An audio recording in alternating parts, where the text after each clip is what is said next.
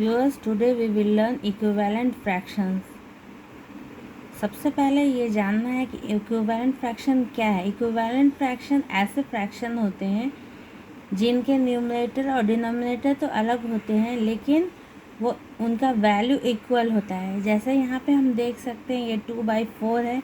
यहाँ पे 4 पार्ट में ये डिवाइडेड है फिगर। ये एक सर्कल है, सर्कल 4 पार्ट में डिवाइडेड है और यहाँ 4 में से 2 पार्ट यहाँ पे कलर्ड है। ये जो शेडेड पार्ट है, शेडेड पार्ट का फ्रैक्शन अगर हम लिखते हैं तो यहाँ पे टोटल पार्ट है 1 2 3 4। मैंने यहाँ डिनोमिनेटर में 4 लिख दिया और शेडेड पार्ट है 2, तो 2 लिख दिया, 2/4। ये शेडेड पार्ट का फ्रैक्शन 2/4। ये फिगर है सेम। इसमें यहाँ देखिए टोटल पार्ट कितना है, 1 2 3 4 5 6। तो मैंने डिनोमिनेटर में 6 लिख दिया। इसमें से कितना पार्ट कलर्ड है, 3 है। ये कलर्ड पार्ट का फ्रैक्शन हो गया 3/6। तो ये 2/4। अगर हम इसको फिर करते हैं फर्दर, तो ये देखिए हाफ पार्ट है कलर्ड, यानी कि 1/2 है कलर्ड है। यहाँ पे भी सेम है, यहाँ पे भी ये 3/6 है। लेकिन जब इस फिगर को देखते हैं तो यहाँ पे देख रहे हैं हाफ पार्ट कलर्ड है और हाफ पार्ट में कलर नहीं है। तो ये जो है, ये दोनों फ्रैक्शन इक्वल है किसके, 1/2 के। अगर हम इसको फिर से डिवाइड करते हैं तो 2 1 ज़ा 2, 2 2 ज़ा 4, 1/2 आता है। इस फ्रैक्शन को अगर हम डिवाइड करते हैं 3 1 ज़ा 3, 3 2 ज़ा 6, तो 1/2 आता है।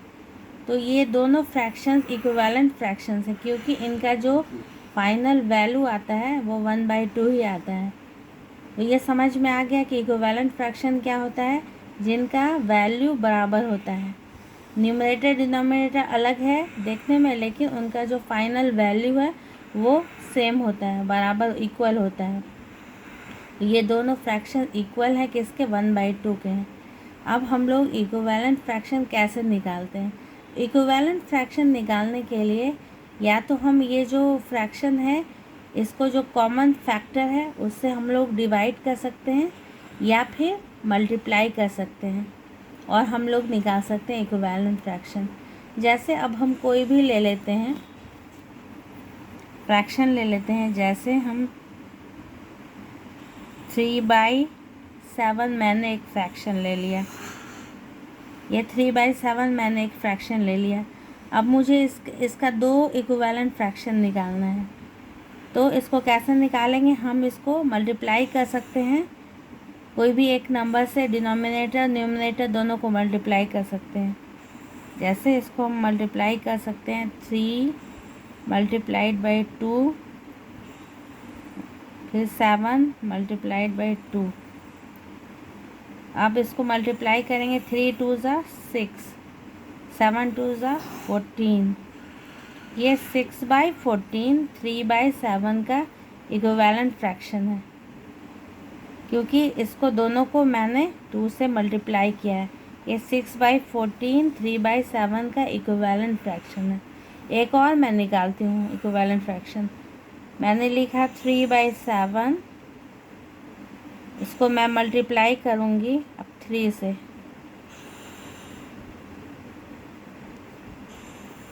3 3 ज़ा 9 बाई 7 3 ज़ा 21, 9/21। ये भी इक्विवेलेंट फ्रैक्शन है किसका, 3/7 का। एक ये इक्विवेलेंट फ्रैक्शन निकल गया और एक ये निकल गया 6/14, और दूसरा है 9/21।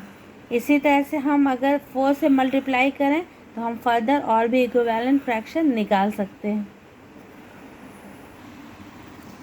एक और फ्रैक्शन है 3/6।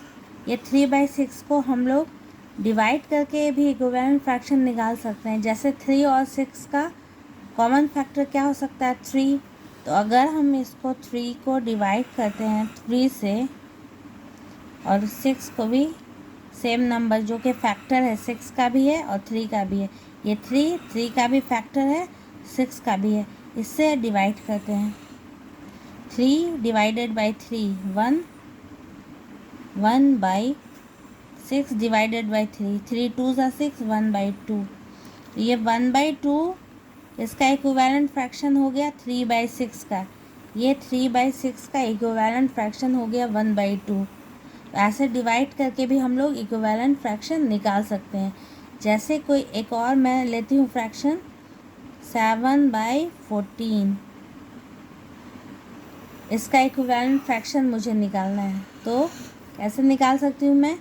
ये 7 और 14 का जो फैक्टर हो सकता है वो 7 हो सकता है, क्योंकि 7 दोनों डिवाइडेड है। 7 में 7 से होगा और 14 में भी 7 से डिवाइड हो जाएगा। तो 7 फैक्टर है, तो उसके फैक्टर से हम लोग डिवाइड करते हैं। 7 डिवाइडेड बाई 14 है, यहाँ डिवाइड करते हैं 7 से, और डिनोमिनेटर को भी 7 से डिवाइड करते हैं। 7 1 ज़ा 7 बाई 7 2 ज़ा 14। ये 1/2 7/14 का हो गया इक्विवेलेंट फ्रैक्शन। तो इस तरह से हम लोग डिवाइड करके निकाल सकते हैं या मल्टीप्लाई करके निकाल सकते हैं इक्विवेलेंट फ्रैक्शन। उम्मीद है व्यूअर्स आपको ये समझ में आ रहा होगा इक्विवेलेंट फ्रैक्शन कैसे निकालते हैं। एक और इक्विवेलेंट फ्रैक्शन मैं निकाल रही हूँ मल्टीप्लाई करके।